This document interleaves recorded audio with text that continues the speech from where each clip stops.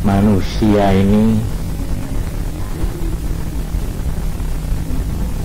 diliputi oleh macam-macam teka-teki.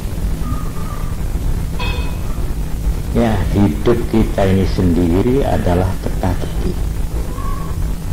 Kita tidak tahu apa-apa yang akan terjadi. Masa depan kita tidak tahu persis. Nasib kita juga kita tidak tahu persis. Oleh karena itu,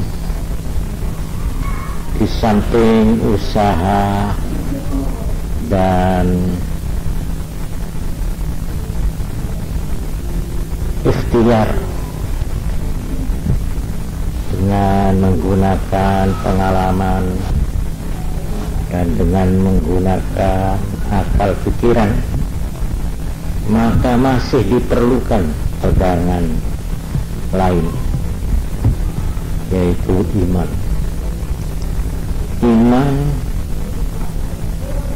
terhadap Tuhan dan Rasul-Nya, dalam arti iman dan percaya semua apa yang dikatakan, yang diterangkan, yang ditunjukkan oleh Allah dan Rasul-Nya. Seperti baru-baru ini saya sangat terpengaruh dan terkesan pada saat saya mendapat kesempatan menggoni Kiai Hamid Pasuruan sampai ke akhir hayatnya. Malah saya tuh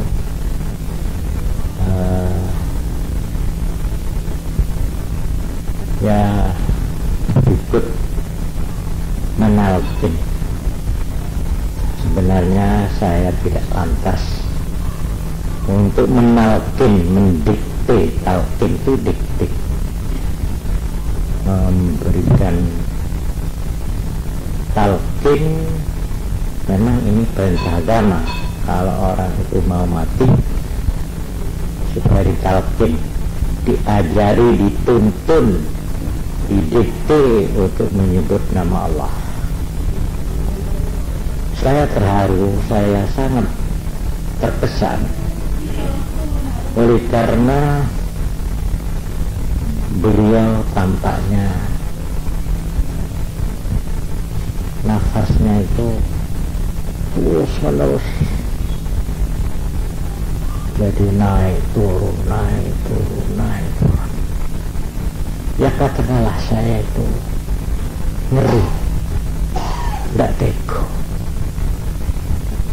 Tetapi saya setelah melihat dan membaca bagaimana pada waktu Rasulullah Shallallahu Alaihi Wasallam mau meninggal, saya terhibur, saya menjadi lega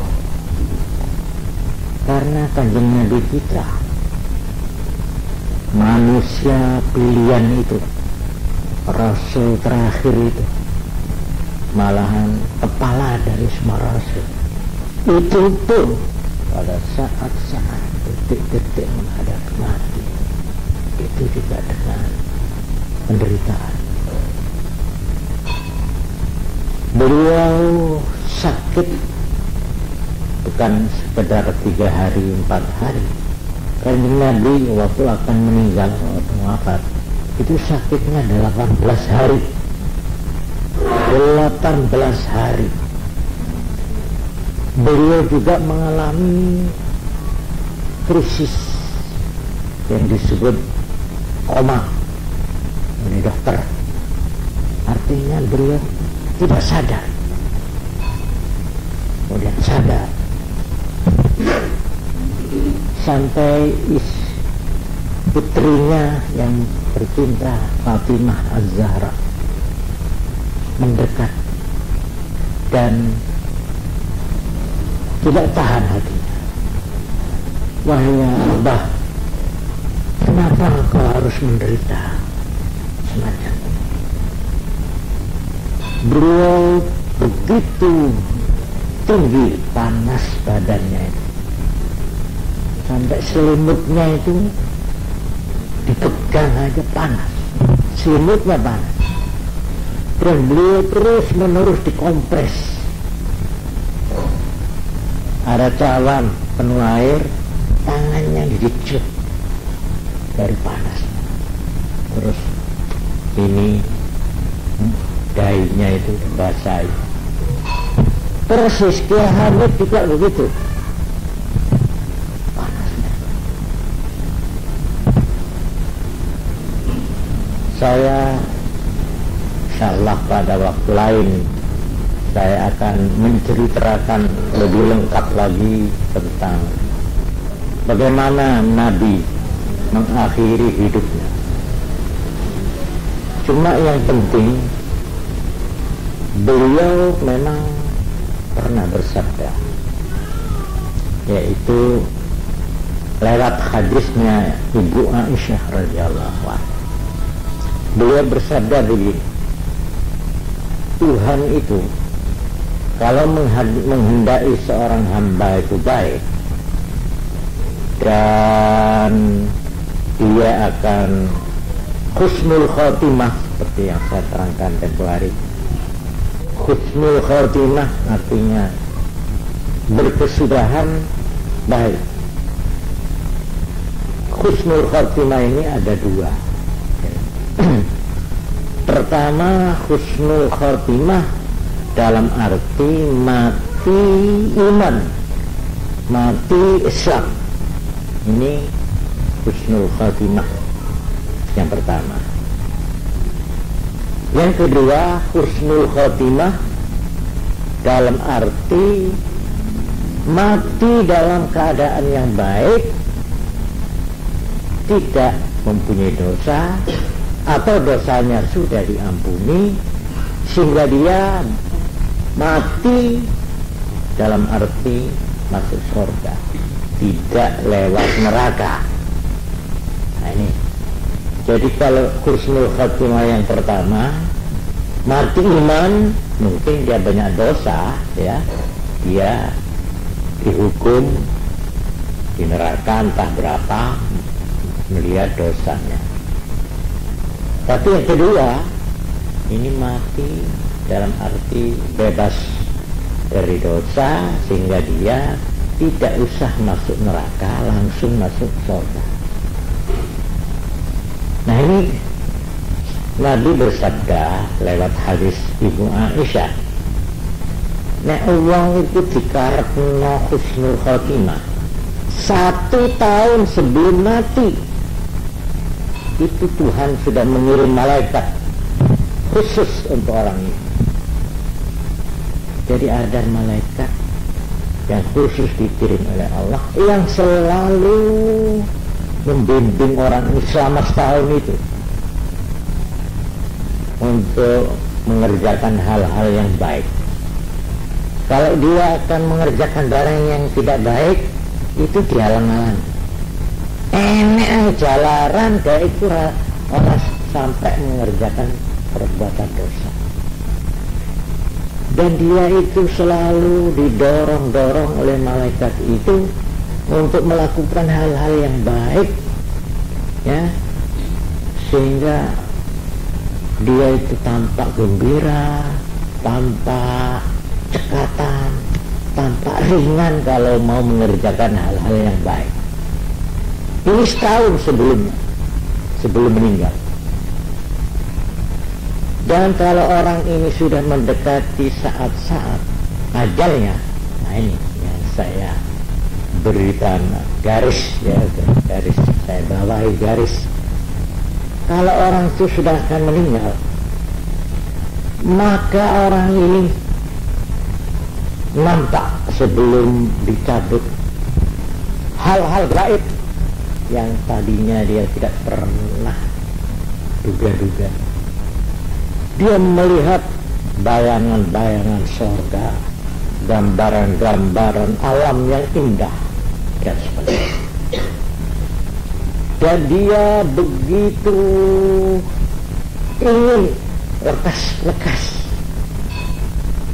mengalami kenikmatan yang digambarkan Tuhan itu, sehingga abe aneh ini ngongsong kesusu keluar. Jadi dia ingin, nyawanya itu ingin lepas, ingin cepat-cepat karena melihat gambaran-gambaran yang indah itu. Sebaliknya, kalau orang itu memang termasuk orang yang sudah ditulis oleh Tuhan su'ul khatimah, na'udzubillah min dzalik. Su'ul khatimah itu artinya orang yang akhir hidupnya jelek, dalam arti entah dia mati tidak iman, ya, mati tidak Islam,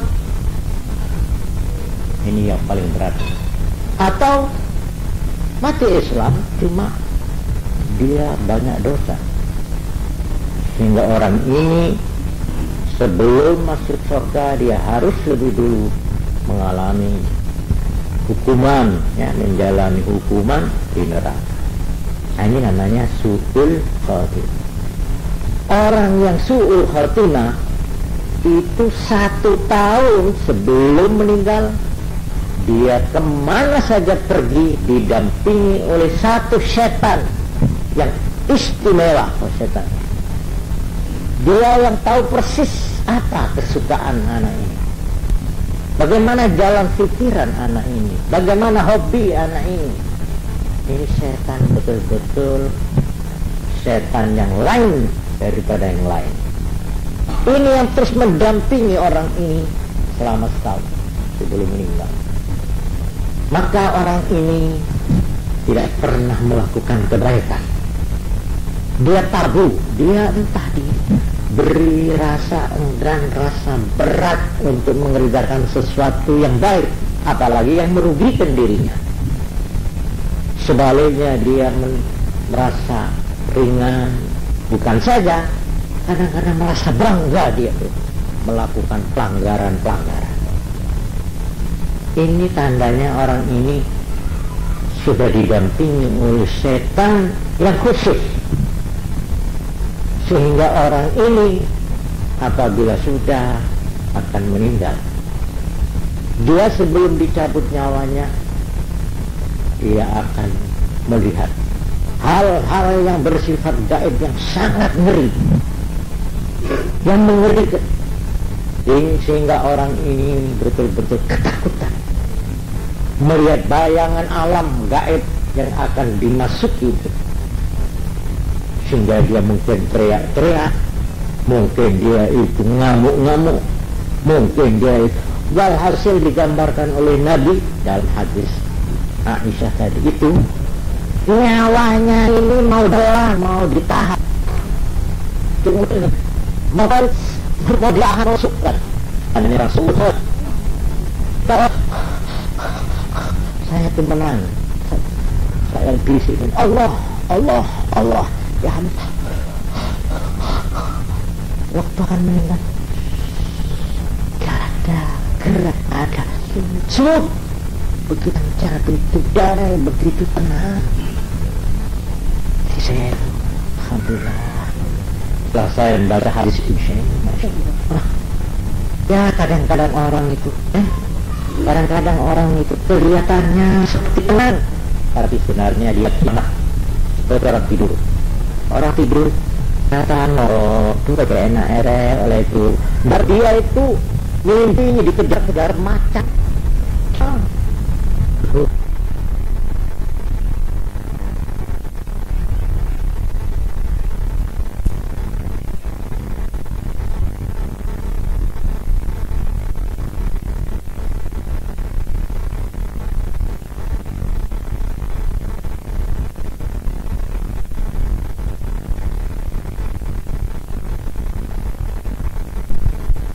Jebul-jebul dia orang yang paling gelisah, paling ketakutan, ya. Tapi kelihatannya dia tidur tenang, ya. Kita lihat tenang. Waktu dia ya baru kita tahu ceritanya. Kalau kita bilang kita nggak tahu.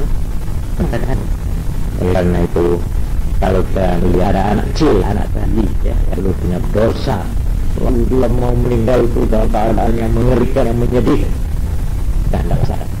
Anak ini tidak apa-apa. Anak ini tidak apa-apa.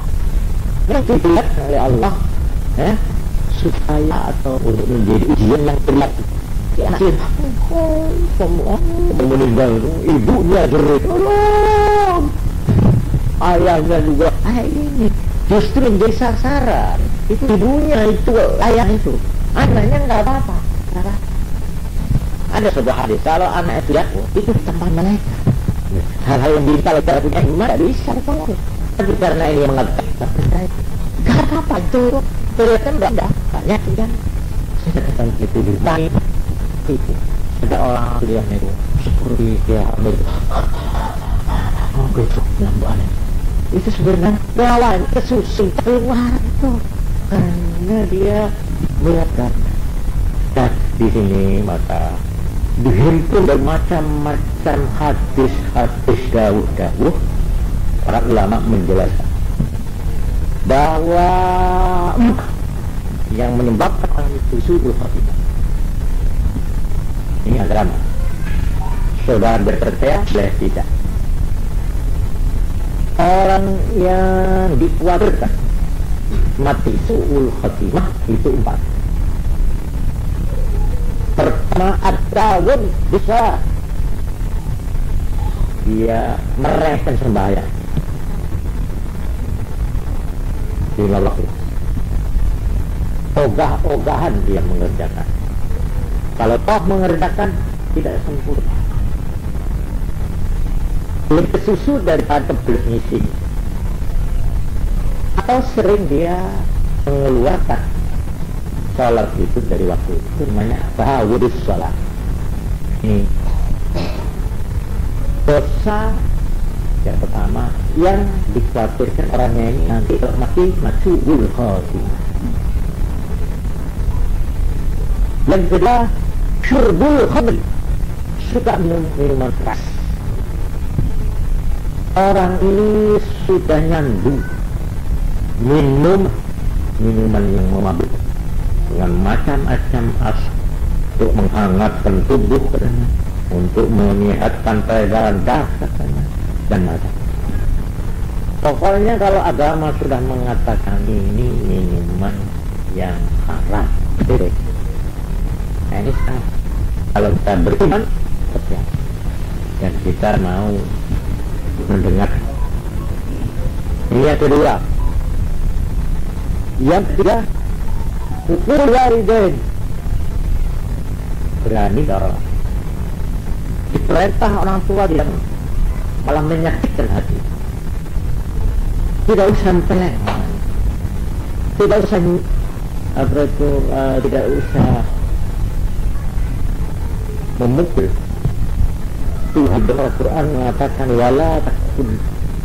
wala taqul lahuma uffin, jangan kamu menghus kepada orang tua. Mengatakan hus saja itu sudah dianggap berani pada orang lain. Ini ukur walidain, sampai semua ulama dalam kitab-kitab mengatakan kalau kamu sembahyang sunat sudah dapat rakaat berapa saja, kalau kamu dipanggil orang tuamu batalkan sembahyang, lebih harus ngambil panggilan. Kalau salat dia tidak. Tapi kata Nabi Muhammad sallallahu alaihi wasallam yang menjadi sesuai aja harus dibatalkan. Tapi hanya karena. Tapi kalau orang tua tidak disayang, ulamanya panggil orang kita bengok subhanallah, artinya kita sayang subhanallah. Ada orang tamu kita di kamar sayang, kita jawab bagaimana subhanallah. Kalau kebetulan gini belajar subhanallah, namanya itu biar jarang tampaknya. Nah, ini yang ketiga. Jadi yang khawatir orang itu su'ul khatimah ada 4. Pertama, at-tahawun bis-shalah, ngebrana non telek no sembahyang. Nomor 2, syurbul khamri, minum arak yang memabukkan. Nomor 3, uququl walidain, berani menyakiti orang. Dan keempat, azal muslim, menyakiti orang Islam, mengganggu atau berbagai orang banyak. Nah, yang keempat, dia mengganggu tetangga, dia suka mengganggu temannya, dia suka merampas, suka menipu hak, suka mengibuli, suka mengambil uang negara, uang rakyat, lainnya. Nah, ini yang ditanya itu justru yang keempat ini. Yang bertanya ini bagaimana hukumnya kalau ada orang beri uang atau hadiah apa saja kepada pejabat dengan tujuan tertentu. Nah, untuk ini saya lebih dulu ingin mengemukakan bahwa jabatan negara, jabatan administratif negara, memegang wewenang, memegang regulasi, jadi baik itu bersifat resmi negara atau menjadi petugas atau lembaga itu sama saja, pokoknya wewenang wilayah, yaitu firman Allah di dalam surat An-Nisa ayat 58 dan 59. Ini perlu saya bacakan. Surat yang 58 ini ditujukan kepada pimpinan atau mereka yang memegang tanggung jawab, mereka yang memegang wewenang. Sedang ayat yang kedua, yaitu ayat 59, ini ditujukan kepada anak buah, pada rakyatnya, pada yang ngomong. Jadi Pak sering baca, hampir semua orang, yaitu yang kedua, ya ayyuhalladzina amanu atiiullah wa rasulah wa ulil amri minkum, paling asli seperti itu. Saya sering besar banyak itu baca ayat ini. Orang yang beriman, taatilah Allah, taatilah Rasul, wa ulil amri minkum, dan perintah. Artinya orang yang memegang wewenang, orang yang memegang pimpinan, suruh taati. Ini memang ayat yang kedua. Tapi ayat yang pertama ini kurang banyak dibaca ini. Justru ini yang ditujukan kepada jabat, kepada pimpinan ini, ya, yaitu yang berbunyi innallaha ya'murukum an tu'adul amanati ila ahliha. Ini. Jadi sekarang untuk lengkapnya, untuk berimbang, kita lihat yang sudah dibaca, hadirin harus ada yang membaca yang pertama. Jadi memang ini urutannya begini. Innallaha ya'murukum, sungguhnya Allah memerintahkan kamu adul amanat, untuk menyerahkan hal-hal yang dipercayakan kepada kamu ila ahliha, kepada yang berhak. Ini pokok, menyerahkan amanat kepada yang berhak. Itu pokok dari namanya apa, namanya itu ketua, kepala apa. Wa idza hakamtum bainan nasi an tahkumu bil adl, kalau kamu jatuh keputusan orang banyak sangat mulia, maka kamu mendapat keputusan itu lalu. Jadi innallaha ni'ma ya'idukum bihi nasihat betul al-faras ma'ruf inna innallaha kana samian basira, sesungguhnya Allah Maha mendengar, Dia Maha mengawasi semua kamu pada ditawabah kontrol Allah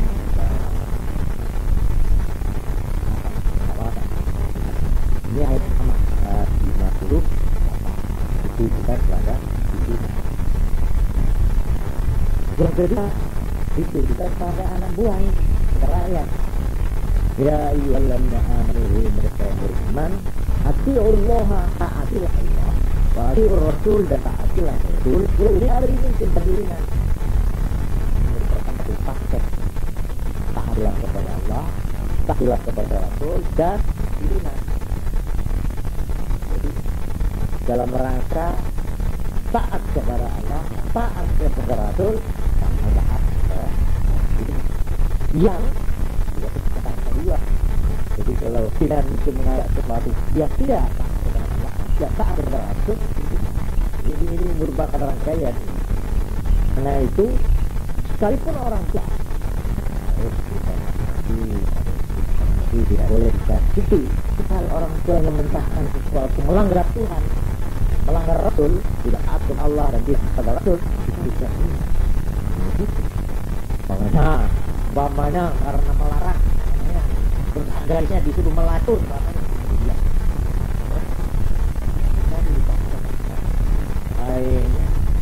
Akhirnya digratiskan anak garisnya untuk utang, sudah dikebor, setelah garisnya umpamanya kamu makanya itu berbuat dosa, tidak boleh.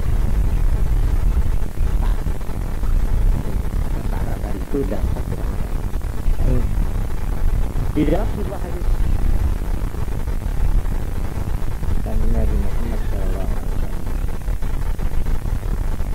itu mengatakan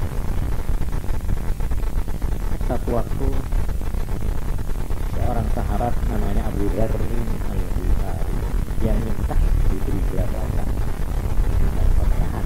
Abu Dzar innaha amanah, jabatan itu adalah sebuah tidak Tuhan antu anak dan menyerahkan anak saja. Jabatan itu adalah wa innaha yaumal qiyamati khayrun lana, adalah khizyun, kehinaan, wa nadamah dalam pemerintahan atau dalam memegang tanggung jawab kepemimpinan, kekepalaan, keterima dalam lembaga-lembaga kemasyarakatan dan pemerintahan. Itu merupakan mana yang oleh Tuhan perintahkan untuk kamu. Beliau mengatakan kejabahan pada itu semuanya perlu terima. Artinya orang itu akan terhina di hadapan Allah oleh karena walau illa man akhadha bihaqiha, kecuali orang yang mengambil anak itu menurut anaknya dan menurut wa adda fiha, dan menyampaikan memenuhi apa yang menjadi kewajiban itu hadis. Ini hadis riwayat Muslim. Oleh karena itu pada Tuhan Kanjeng Nabi Muhammad SAW kabar suatu keterangan yang membuat orang-orang yang menjabat misalkan ada seorang yang sudah diangkat oleh Nabi, dia mau menjalankan jabatan. Kalau bertidur malam yang begitu ini diceritakan di dalam buah itu. Yaitu tahun anak itu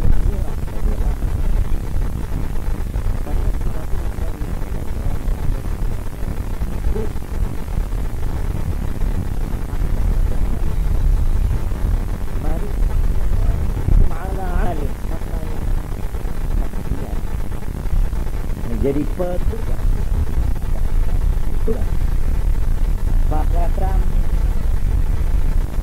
kata mana siapa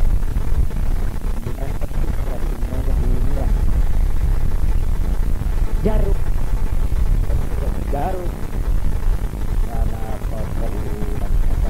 lebih dari garis, karena hululah hulu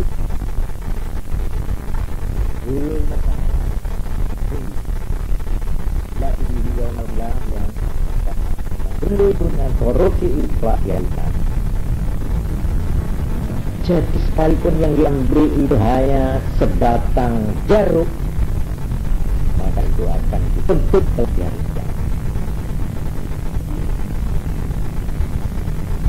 Kemudian ada seorang hitam dari Ansor, orang itu. Faqama ilaihi rajulun aswadu minal ansar ka'anni anzur ilaih. Ada orang berdiri terus berkata, faqala ya Rasulullah, wahai Rasulullah, iqbal anni amalak, terima kembali jabatan yang kamu serahkan kepada saya.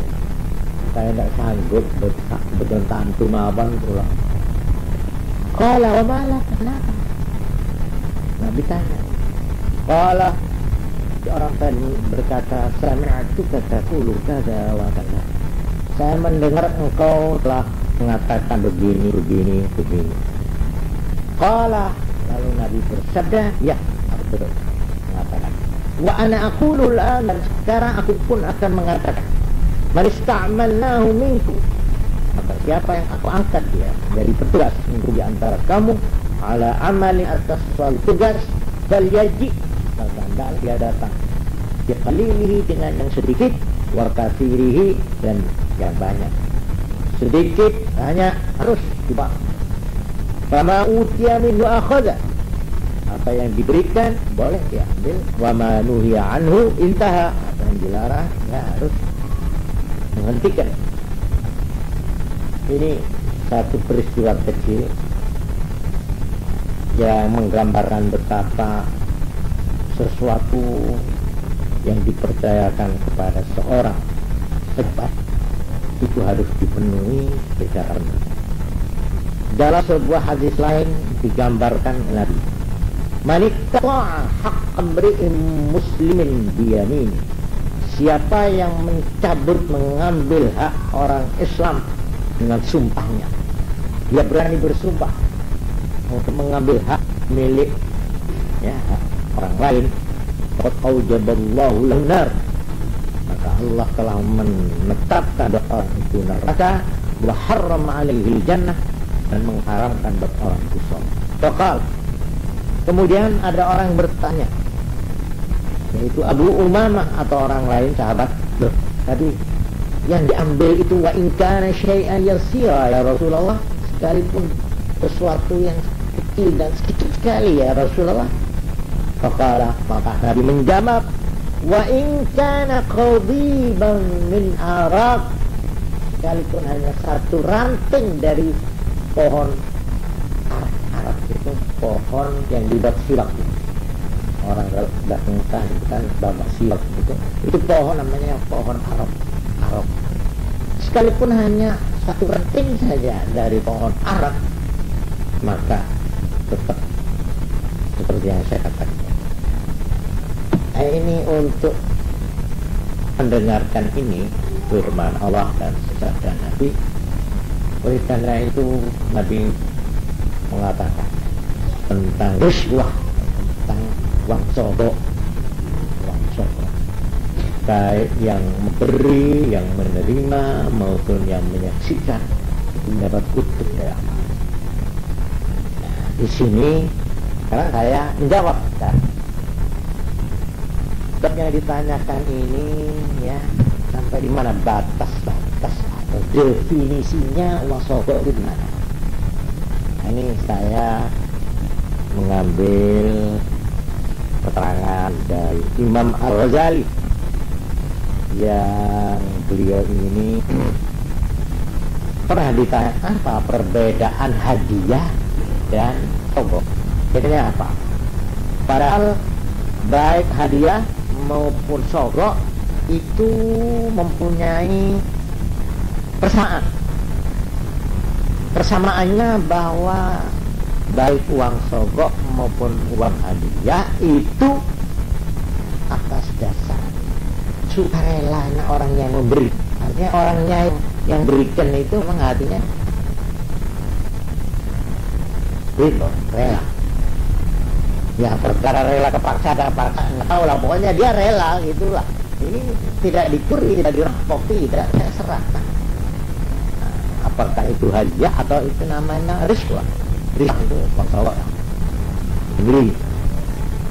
Ini persamaan yang pertama. Yang kedua, baik riswah maupun hadiah itu tentu sudah tujuan, tentu ada maksud.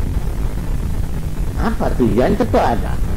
Nah di sini kita lihat orang yang memberikan sesuatu pada orang yang berupa hadiah atau pemberian lah, itu ada.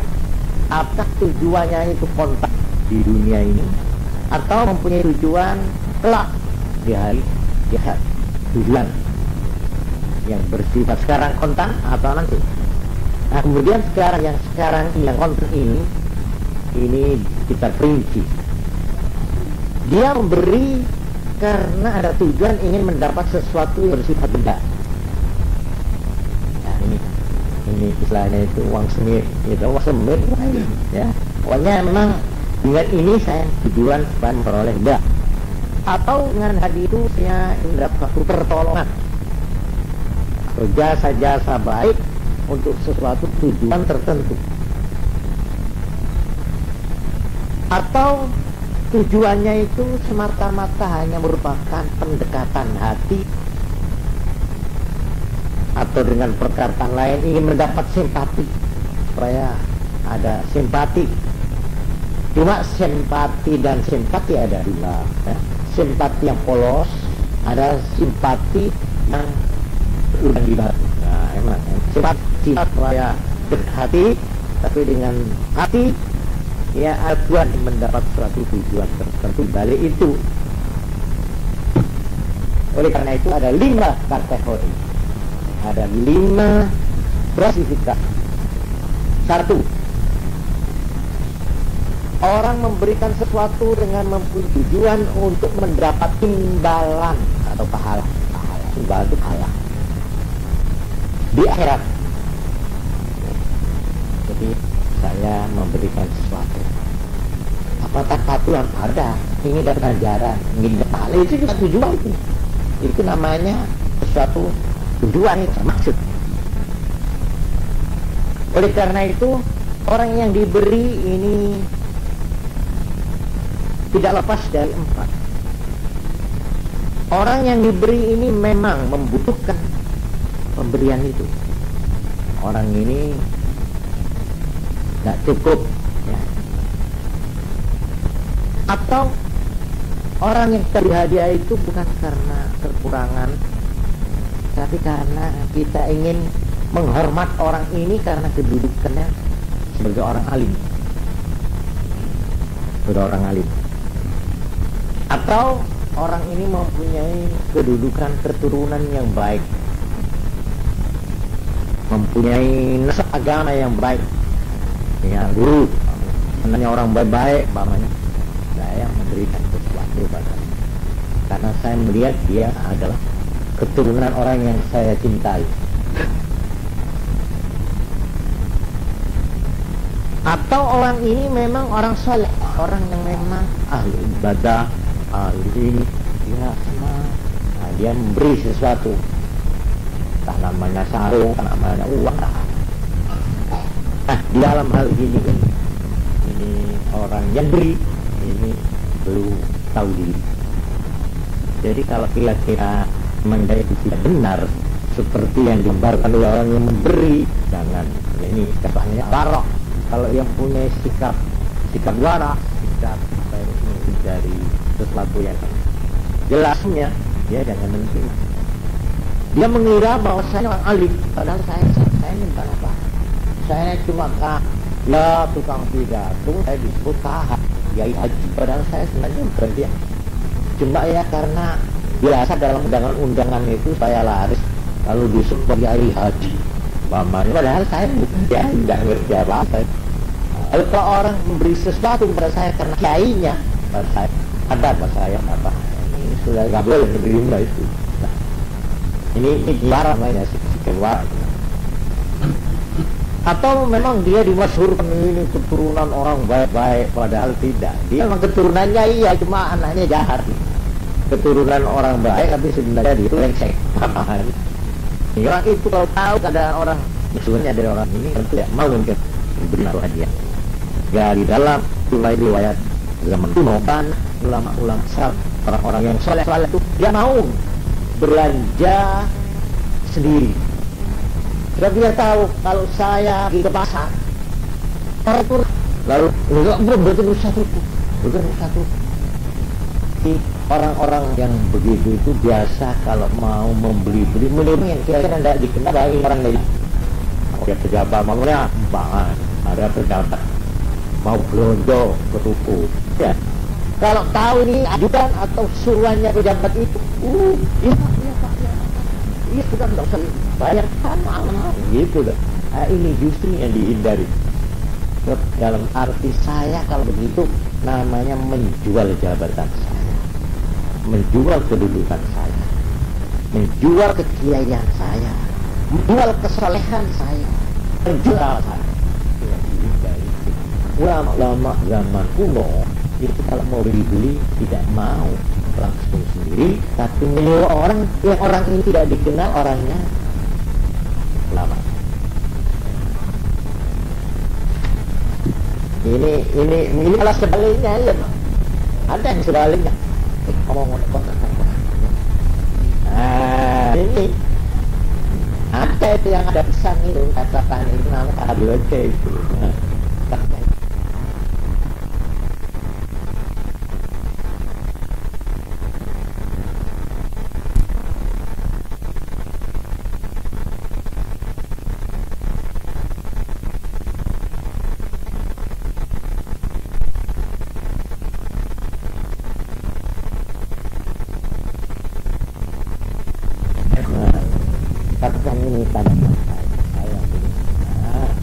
Karena diketahui bahwa ini seorang ulama besar atau seorang jabat atau seorang yang pokoknya yang punya kedudukan hebat, ya akhirnya orang yang punya barang itu ya lalu lemah kedudukannya, lalu menyerah ke sana. Itu namanya todongan muril namanya. Ya. Todongan muril itu ada dua. Maaf ini saya menggunakan kata-kata menodong, musuh menodong di kriminalitas di Jakarta itu todong. Ini sebenarnya juga semacam todong, ini menodongan, cuma pemodongan muril ya, atau politika atau terserahlah macam-macam. Nah, jadi tentang ini boleh.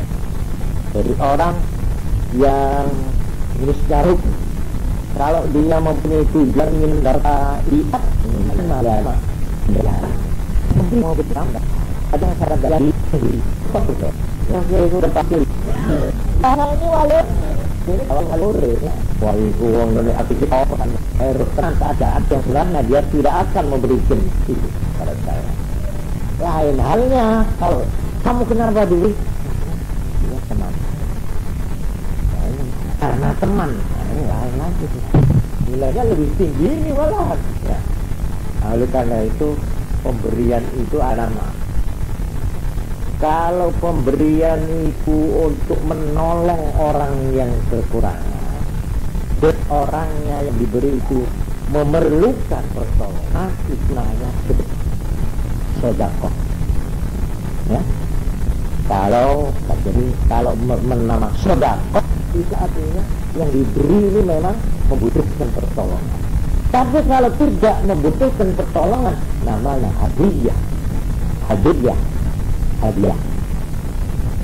Saya memberi pada orang yang kaya sebenarnya orang itu.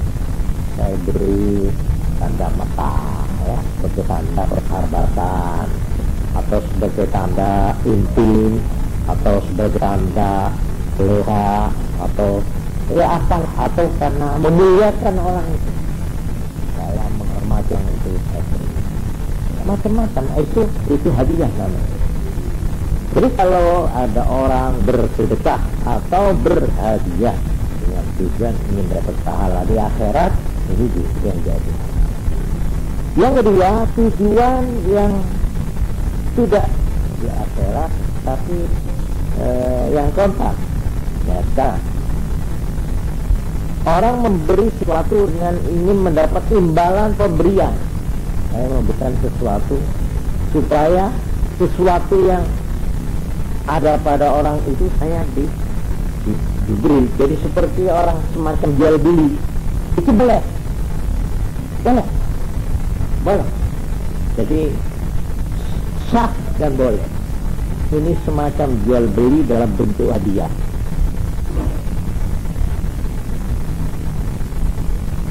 Jadi kalau memang ini, kalau namanya orang itu hadiah dalam arti 100%, itu pemberian hadiah tanpa mengharapkan apa-apa, itu namanya benar-benar hadiah, tidak mempunyai tujuan tertentu atau tujuan yang diketahui secara jelas. Jadi kalau ada orang memberikan sesuatu supaya mendapat imbalan, orang itu akan memberi sesuatu. Ini contohnya umpamanya saya memberikan sesuatu yang diperlukan oleh pengusaha A. Saya tahu bahwa orang ini punya bahan yang saya perlukan. Pada saat itu saya minta, ya, karena saya dulu pernah memberi sesuatu bahan yang diperlukan perusahaan orang ini, kemudian sekarang saya datang minta pertolongan bahan orang ini, akhirnya saya diberi. Ini namanya hadiah yang mengharapkan imbalan sesuatu. Ya, ini semacam berguru. Ini tidak bisa, bos. Ya, cuma nilainya sudah terang, ya. Pahalanya itu tidak sama dengannya. Kemudian yang ketiga, kategori yang ketiga, tujuan untuk mendapat pertolongan untuk melakukan sesuatu, bukan merupakan benda, tapi supaya orang ini suka menolong, beri sesuatu, menolong untuk mendapat sesuatu. Jadi umpamanya seperti pemberian kepada pejabat atau waktunya atau stafnya atau orang yang mempunyai kedudukan atau pengaruh pada penguasa itu, ya. Ini namanya hadiah yang bersyarat untuk mendapat imbalan yang tertentu. Nah, di sini kalau ada orang diberi sesuatu, ya, supaya mendapat pertolongan, bukan minta darah, tapi pertolongan orang ini, jasa orang ini, supaya maksud saya itu seperti yang saya berhasil. Ini dilihat, ini saya minta berhasil. Apakah perbuatan itu haram? Kalau haram, jelas haram, ya. Karena yang saya minta supaya kesalahan saya, ya, oleh hakim dibebaskan.